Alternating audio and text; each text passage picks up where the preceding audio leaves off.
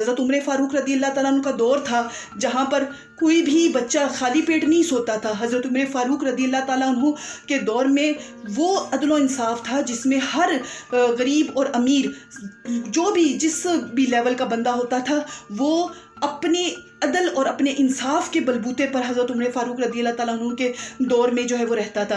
कोई किसी को गरीब जो है वो खाली पेट नहीं सोता था, किसी का बच्चा भूखा प्यासा नहीं सोता था। वो दौर हुकूमत भी तो था जब हुक्मरान जो है वो अदल व इंसाफ से चलते थे।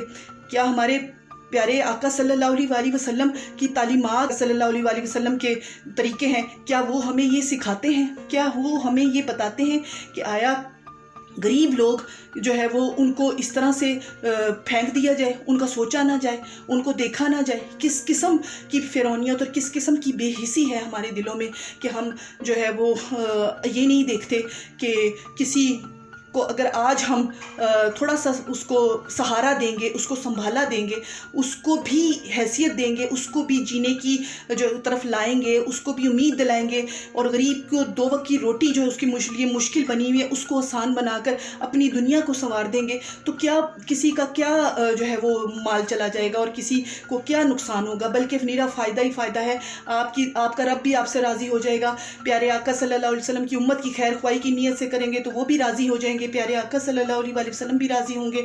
आपकी दुनिया भी संवर जाएगी, आपकी आखिरत भी संवर जाएगी, आपको दोनों जहानों की भलाइयाँ नसीब हो जाएंगी।